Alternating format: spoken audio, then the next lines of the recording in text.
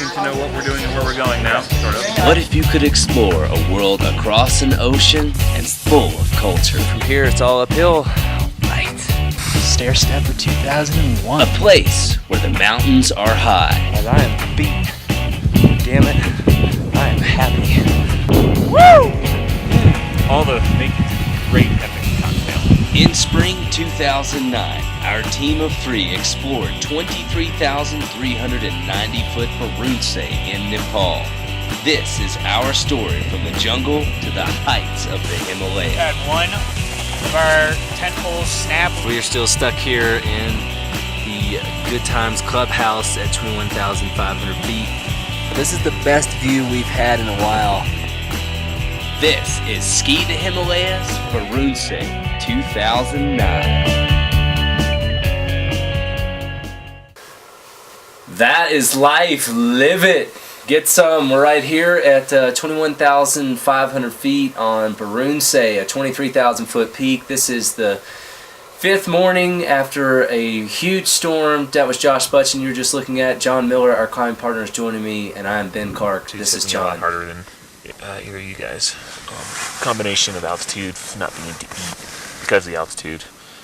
Definitely feeling a little weak, kind of feeling a little bit bleh, but I have my good moments and I have my bad moments. So hopefully when the time comes, it'll be a good moment.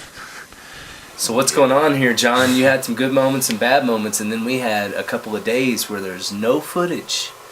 Yeah, that's because I had a really bad moment.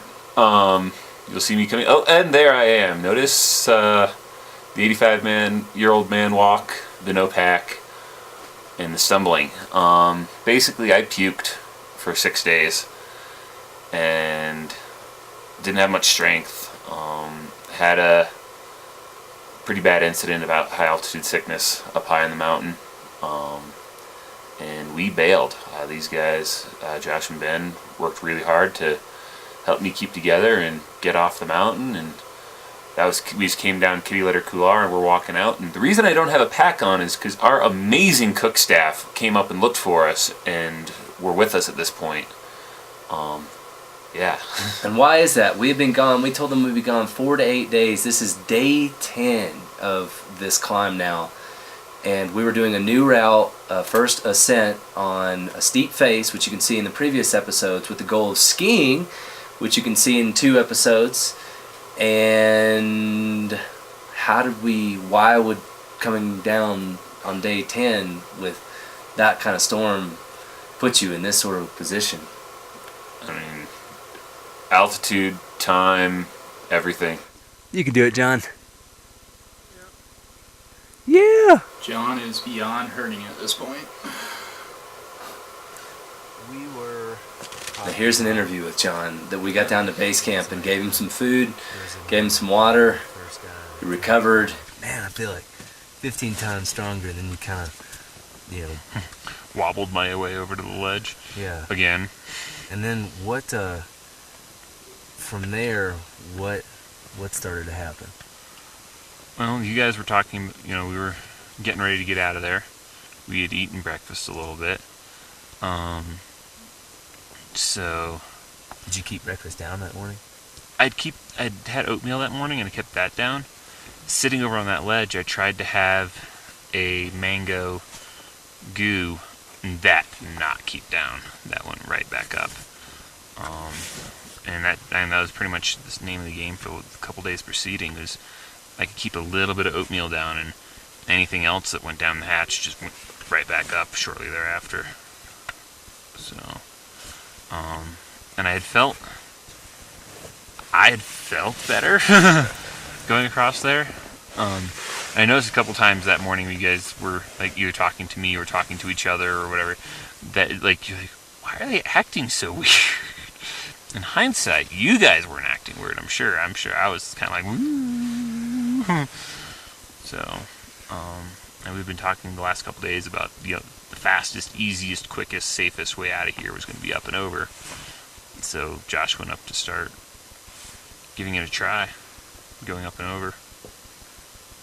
And I just sat on that ledge, tried to drink some water. Mm-hmm. Anything I did or anything I tried to do to help was turning out to be a little bit less than helpful. And so what happened when, we determined, we're like, okay, we're, as it turns out, this is going to be a more difficult and more dangerous process to try and go up and over than it is to go down.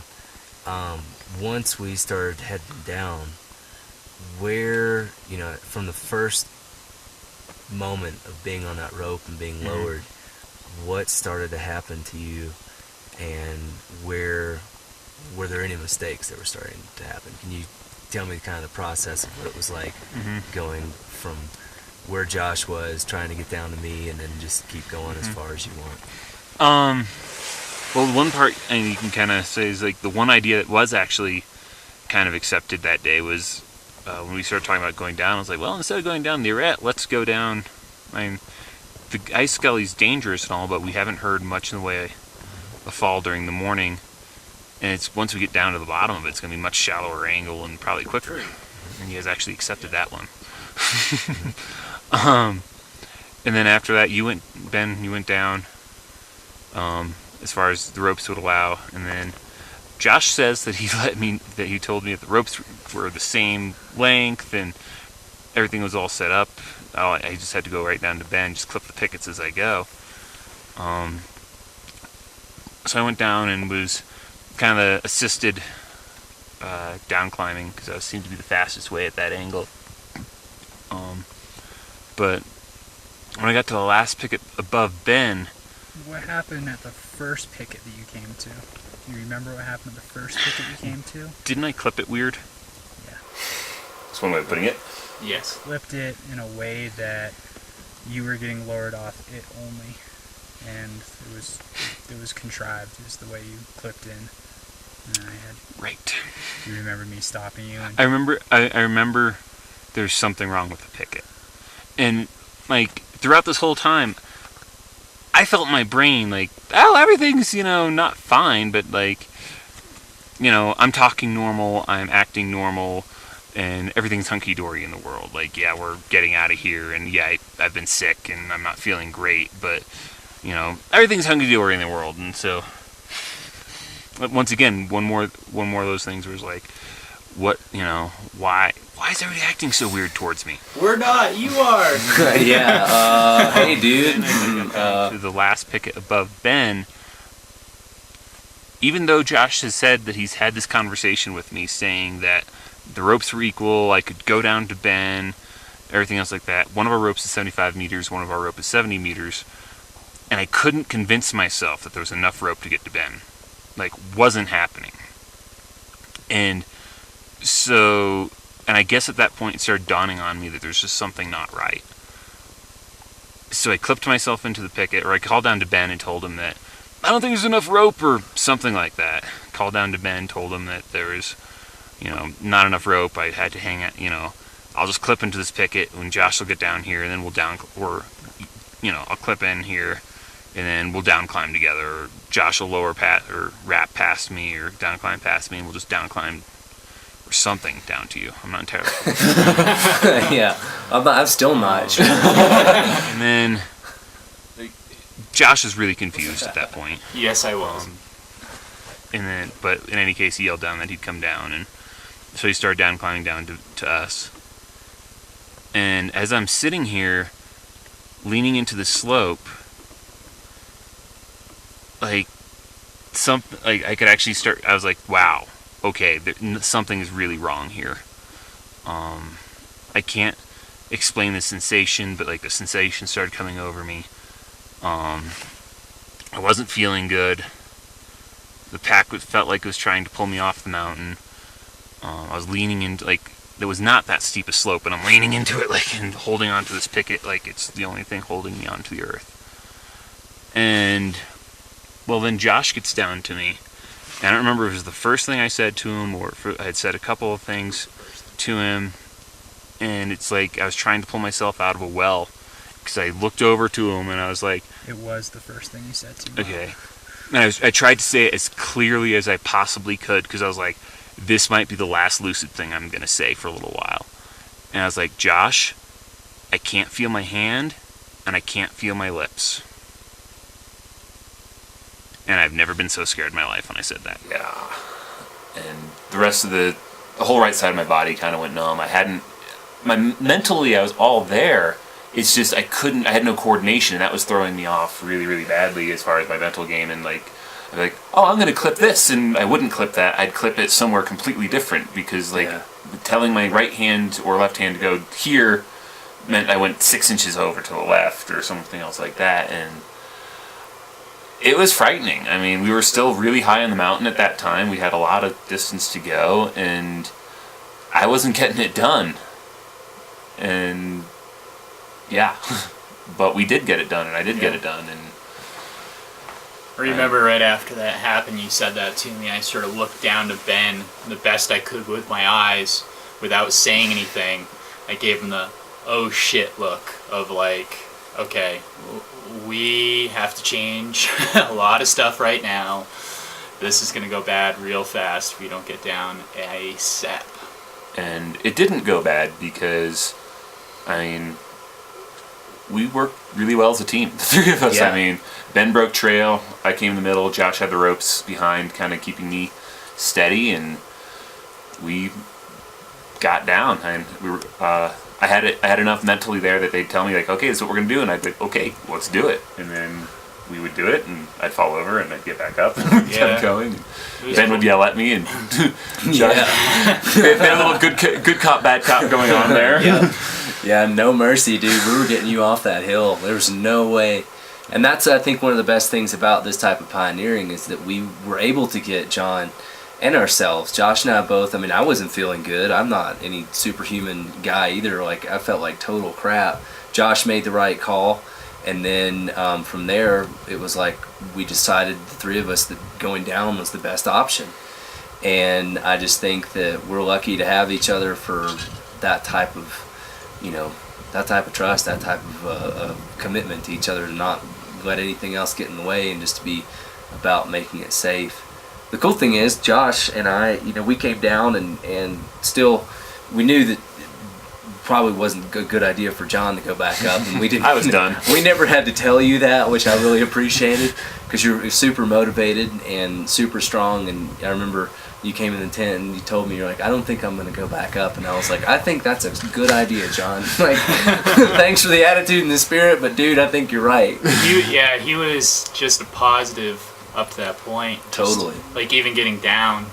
Just Ben was great. breaking trail, then I switched over to break trail, then John was offering to break trail. We're like, no, he was dude, insisting he you're could break good. trail. We're like, no, you're staying in the middle. Yep. So then Josh and I decided we're going to go back up and at least give it another shot. Take a look, see how we feel. We waited a couple of days, and so here we are, grabbing some of our equipment that we had left up there on our way down, thinking we would probably come back up and take a look. This is it. We're headed back up. Josh and I are going to go climb Baruntse here over the shoulder. You can see the skis. We're going to go up there, and our plan, without John, is to run up there as fast as we can to the call. Today we started about 4 a.m. Hiked up here. It's just past sunrise. Sun's finally starting to come over Makalu behind us, or in front of us, and yeah, feeling pretty good. A little antsy, just ready to get moving and stay moving all day. Not so much antsy to get moving, but just antsy to get a camp set up and to give it a shot. So we have a second shot, second chance, and a first descent. See how it goes. John's healthy, sitting down in base. He recovered very well. In 2 days, John was good. Got a lot putting of on weight again, eating, quick, should be pretty acclimatized. able to make it to the bathroom even. It was pretty exceptional. Yeah. He wasn't crawling. He wasn't running to the bathroom at that moment. He was walking. Yeah. Northeast face. So that's that. Otherwise, yeah. Porters are coming on the 21st, so we've got 3 days to do this.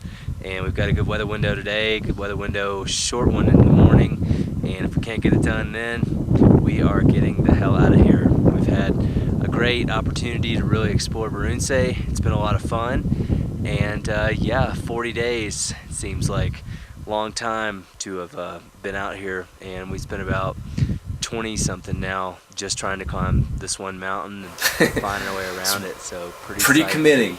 One last time and seeing what we can do. We do it, we don't, we don't.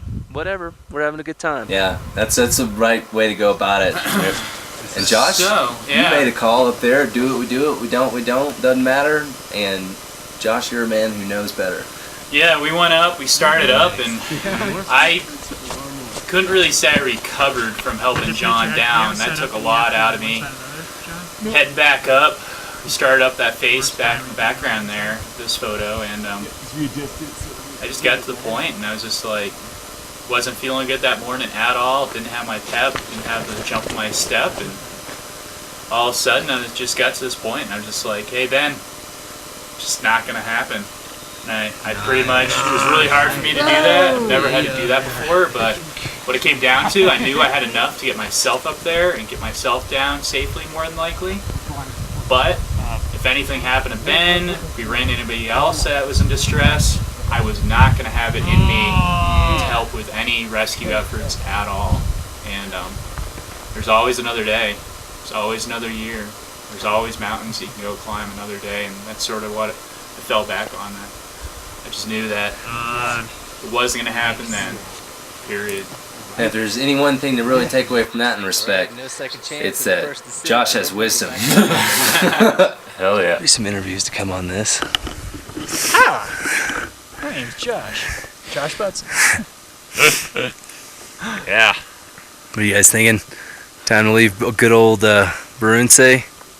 It is time to leave. It's time to go home. I think John looks 1,000 times better. Yeah, great recovery. Time to stop looking at it. That's the issue right now. Just gotta get it out of the view because it's still there. And They're like mistresses, bad girlfriends. Mountains that you have to stand and look at. Gorgeous weather today, but season's coming to a close. yeah, I'm glad I don't have to carry loads like these guys. They Rock stars. amazing. Yeah. No. Let's talk about the real heroes of this climb Yeah. here. Yeah, none of this would have been possible without these guys. I mean, This is Gilu on the right, Dorji on the left. These guys were our cook staff and completely shy on camera, and so we chose to usually represent them in the most badass light, which is pretty much them just existing. These guys are packing up all of our food, like stoves, cooked stuff, everything they can to help us get out of their light because we were wasted, and putting it in a basket, carrying it with their head. I can't even, and they wouldn't let us carry anything. Like, we would grab a tent or something to throw in our pack, and they'd be like, they'd run over, grab it from, no, you can't. Yeah. Load it onto their basket. Were so nice and so proud and happy to do anything to help us, and just can't say enough great things about how strong and how dedicated and loyal and committed these guys are to making trips safe. Yeah. And this is on the ground. This is just a base camp cooking. You can only imagine what climbing with a Sherpa must be like. I mean, they're really just the best people in the world to go and spend time in the mountains with. I mean, that basket's taller than he is. Yeah. And it's that Probably thing, heavier. Yeah, the thing's 120 pounds easy. Yeah. And no problem. And you're allowed to wear purple pants when you carry loads like that. I mean, they're He-Men, and they just, I can't say enough. Yeah. Yep. I think what we do is a great accomplishment for us as individuals and as a team. Nice. But I think that there's no way that we couldn't include Gilu and Dorji as part of that team, and to definitely show you they're incredibly strong people and really, really to be respected. So climbing with skis on your pack doesn't seem to me like it's quite Yeah. such a big No. deal. That's our cook. Gilu the man. Like, Yeah. and so much more. Like, cook, friend, helper, amazing dude, human mule, everything. Yes. That's the easiest train that they walk through all day. Yeah, I like Right there. the exit Yeah. from base camp. They're gonna go just kind of run around through a ton of huge rocks. There's Dorji carrying some duffel bags, and then we start walking away. We'd been there for 3 weeks. It was an emotional, like, Yeah. He's like, hold Time to on. readjust. Hold on, I'm carrying this thing with my forehead. How do I really want to do it? There she is. One last look at that big freaking hankin' mountain. And this year we're going back to the other side of it. We're going to ski the left-hand skyline of it. And here we have Josh. Here we have John. There's our little, we're carrying some smaller packs. John is carrying a pack out. This is how great a recovery this man had. He's walking out of here with a pack. And this is 3 days after hitting base camp from having been completely sick. Pretty big. Got to ask for a lot of elements, and we almost had it. But I'm actually the last one to leave base camp. There's nothing else left here. Just me. John and Josh have packed up and left, and can't really say I'm sad. Got to say I miss Annie a lot. Miss my wife. Miss my life at home. But god damn, what a great spirit. I feel happy. I think we came here, we did our best, we took a big controlled fall rescuing Jon Miller, and we walk away from here still friends, which is a big deal. We didn't lose anything, and we've got nothing left but great lives, great things to gain, and yeah, I was reading the Rolling Stone the whole way in here that made me kind of laugh. Ethan Hawke had interviewed Chris Christopherson, and there was a quote about having success early on and then never achieving greater failure, making someone a spiritual middle classer. Well, never really going to consider myself any elitist anything, but I tell you what, for not getting the summit, if that's a failure, I'm pretty cool with it. We definitely gave it everything we had, and it took everything we had. Going back up with Josh, and he said for the very first time, man, I can't make it, I got to give up. So I'm going to say, well, in the end, do your best. That's all we can do. That's all anybody's ever going to do, and that's what we did. And I don't really have any remorse, no regrets. We tried something new, we came away friends, and we got to experience one more season in the Himalaya. And with all the sponsorships and all the investment and everything that goes into it, just to have the opportunity to come out here and to try that and to really go for it, hell, you really can't ask for anything else. That's it. That's life. Live it. All right, well, folks, there's going to be some walking out, some more stuff and some episodes and some things that have gone on since then, including an interview with high altitude Dr. Peter Hackett, specialist on what exactly happened to you, Jon Miller. Woohoo. And that's going to be some interesting stuff. And then leading into some ski footage. That's right, there's been a lot of skiing going on since the expedition in preparation for going back to finish Baruntse this year. So folks, stay tuned to Ski the Himalayas. And as we get ready to go to Baruntse 2010, check out skithehimalayas.com.